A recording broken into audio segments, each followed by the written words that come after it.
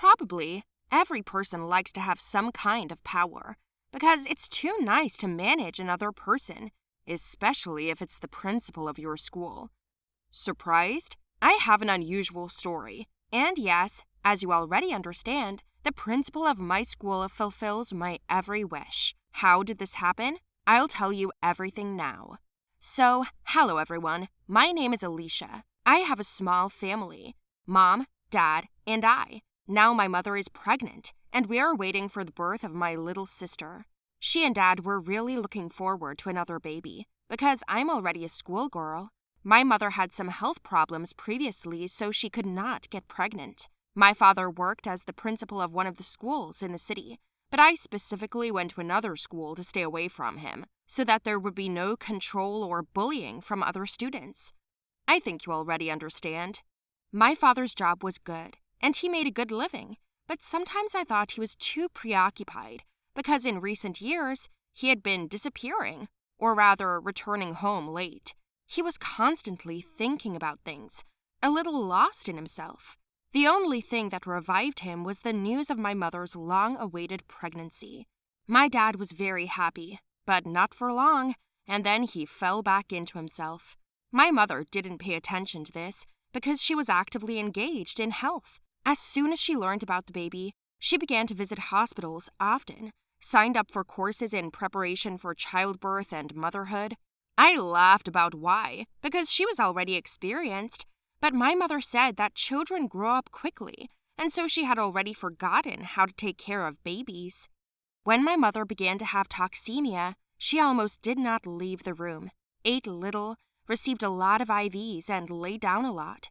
Dad only saw her in the evening, and only if she was awake then. For her comfort, he decided to sleep in the living room for the time being, so as not to disturb her sleep, and so that she could sleep freely on the bed.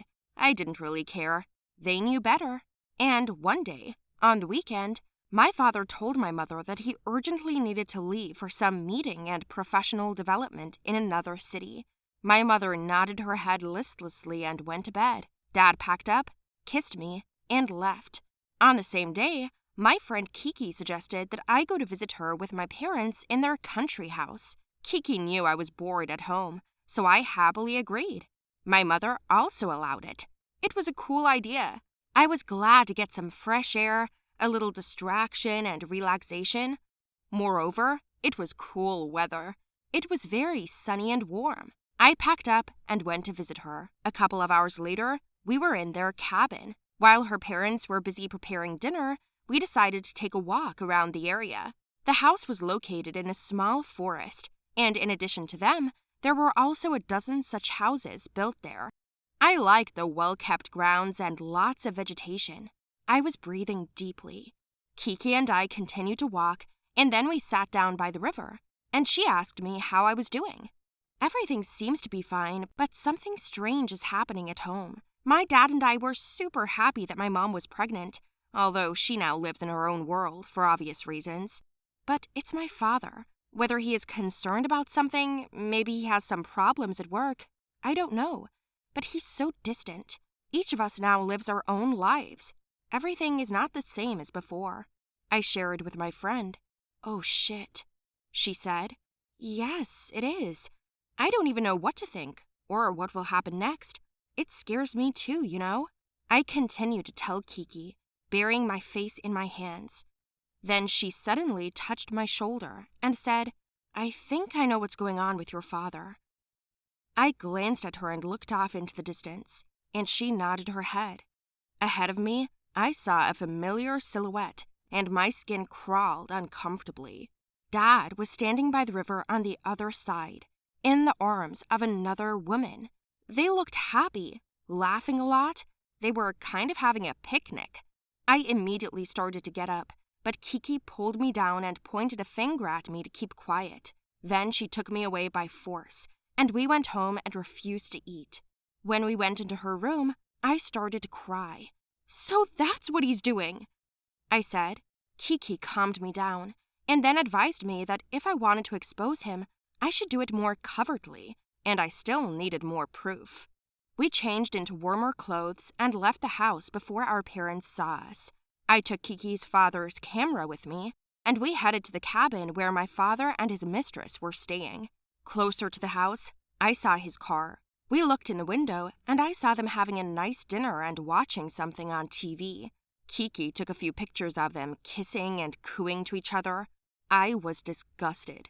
In the end, I couldn't help myself and threw a rock through the window of his car. The alarm went off immediately. Kiki got scared, grabbed my arm, and tried to pull me away, but I didn't want to go. Then my father came out. Can you imagine his expression? He was shocked and frightened. Then his mistress came out.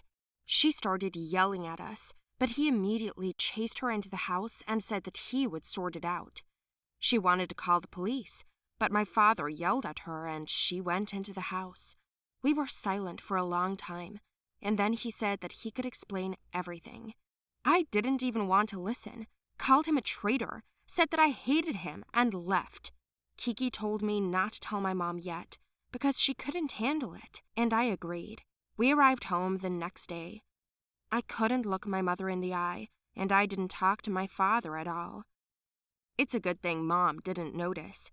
So 2 weeks went by, I avoided my dad, and finally, when I got to school, they called a meeting. We had a new principal, and as you can see, it was my father. He came to see me on purpose, but I didn't even look at him. No one knew it was my father, so I lived like I used to. One day, he invited me to his office in the middle of class, and he tried to talk to me, but I said I didn't want to listen to him. But he still said that he had already broken up with the woman, that he had made a mistake. Your mother was very concerned about not being able to have any more children. We used to fight about it a lot, and I got tired, and then I met that woman. Everything happened by itself. And then I was going to break up with her, but I didn't know how to do it. And then your mom said she was pregnant, and I was so confused, is all he said. I wanted to run out, but he said he would do anything if I didn't say anything to my mother and forgave him. I told him that in exchange, I could do whatever I wanted, and he agreed. From the very first day, my pocket money increased. He showed me evidence of correspondence that he broke up with that woman, and my father began to spend more time with my mother. He no longer stayed late at work and bought me everything I wanted. My classmates couldn't tell, and I kept it a secret anyway. I started taking my dad's car to school whenever I wanted, sometimes skipped classes, went for walks more often, and still didn't really talk to him. This lasted for 3 months. I could see that he was trying his best and that he wanted my forgiveness, but I still didn't know if I could forgive him. But in the end, it all came out, because the truth always does. The woman came to our house and told my mother everything. She was so angry with my father. My mother had a severe stomachache. We had to take her to the hospital, and she almost had a miscarriage, but the doctors managed to save the child. The girl was born prematurely, was weak, but most importantly, alive. My father went to his former mistress and quarreled with her. He told her never to appear in his life again and gave his car as compensation. She immediately obeyed. What happened to us next? Mom didn't want to see him. She was hurt, but at the same time, she was also busy with a child. But my father kept his word, and he was always there for them, helping them, staying up at night, and fulfilling all my mother's whims. Only after 4 months, my mother finally spoke to him. He said that he would never leave her or the children, and continued to beg for her forgiveness. In the end, Mom just put it out of her mind for now. Right now, all we think about is the new baby. I named my little sister Bella. She was born a super beautiful girl, an exact copy of my mother. I think time will tell what will happen next, but in the meantime, we are trying to get through this together. Tell me, did you guys like my story? Write your opinion about it in the comments below the video. Do not forget to like it, share the video with your friends, and don't forget to also subscribe to the channel.